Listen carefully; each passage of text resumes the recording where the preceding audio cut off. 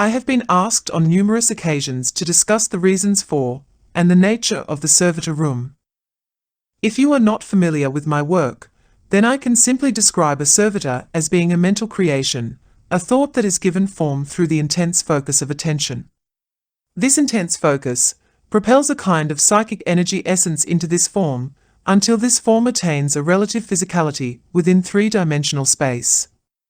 This is true transmutation of energy and allows for the creation of specific life-like entities with varied functionality. The creation of a servitor requires a great deal of focus, which I have said is something that a practitioner needs to develop over time.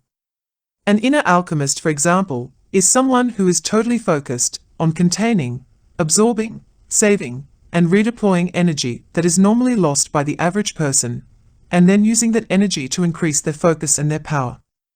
Interestingly, like all things within the doings of inner alchemy, what an inner alchemist does is a kind of incongruent congruency,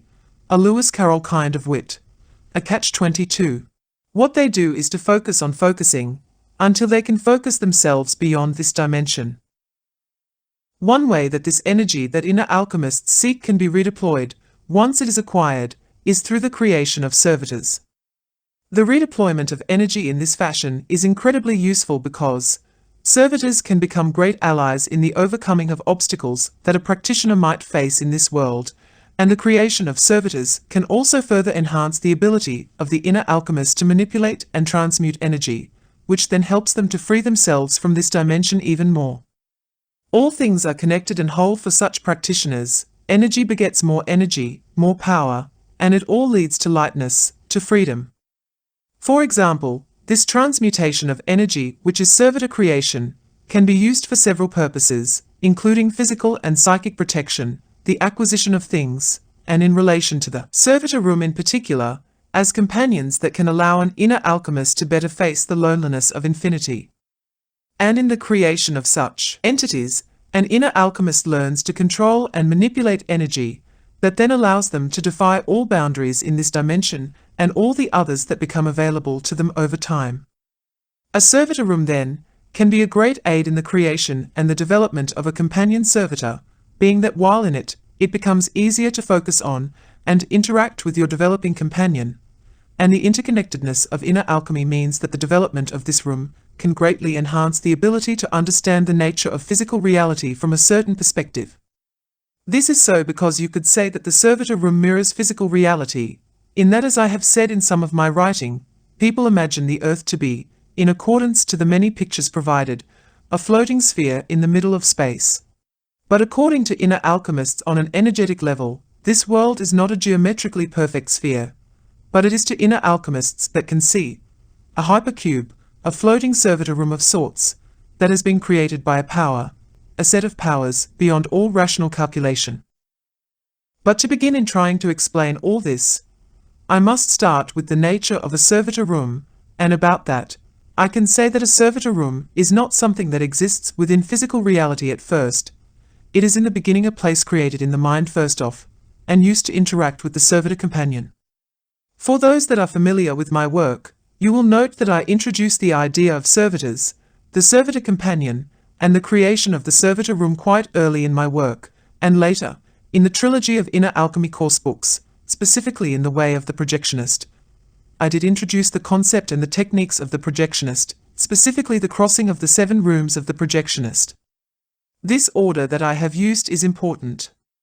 First, I talked about the room in relatively simple energy manipulation to create a servitor, and then in a far more complex set of techniques, which is the way of the Projectionist.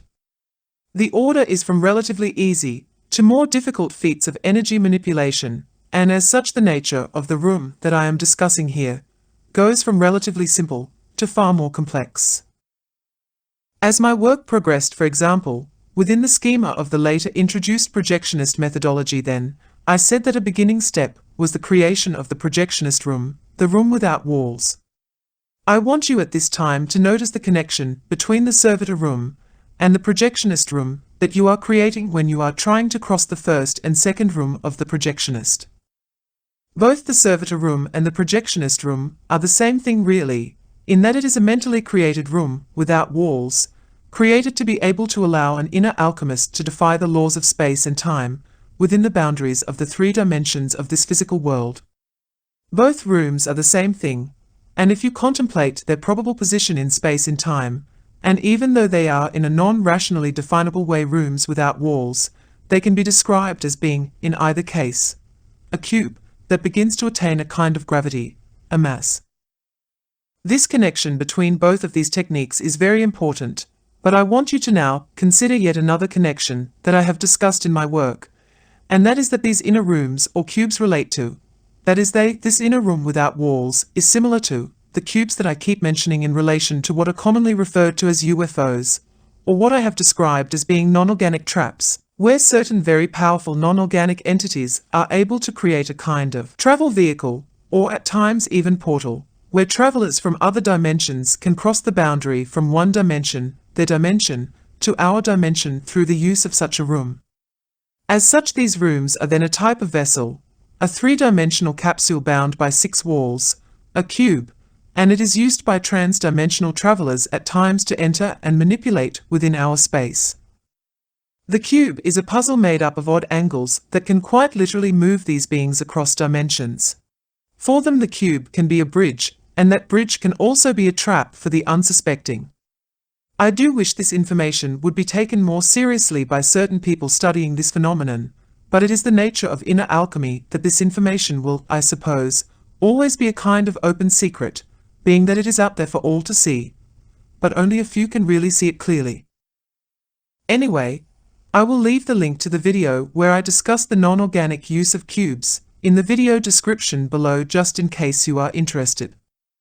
The very important point of this video then is not to just explain the nature of the servitor room, but to try to connect all of the material that I have written about this room without walls thus far,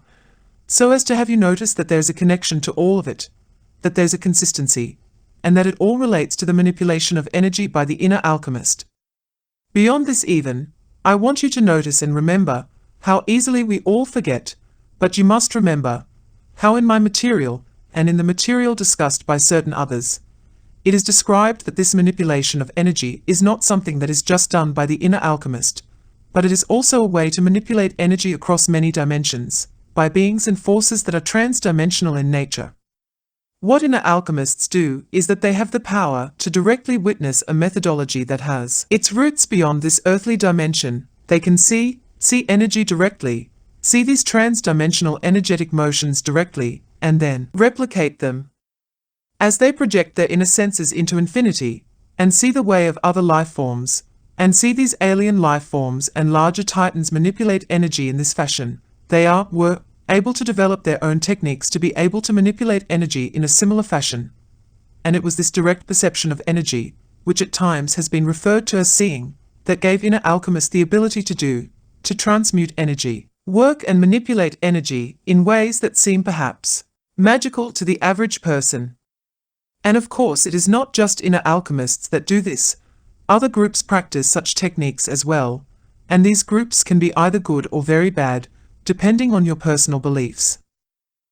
It is now important that you understand that there is that direct connection between all of the techniques that I have discussed and written about thus far, and it is my hope that you begin to see the connections, and that you begin to put these connections together, because they add up to revelations that, in this particular case for example, I hope are transformative moments for your expanding psyche, and can add new dimensions to the quest to find your own energetic truth.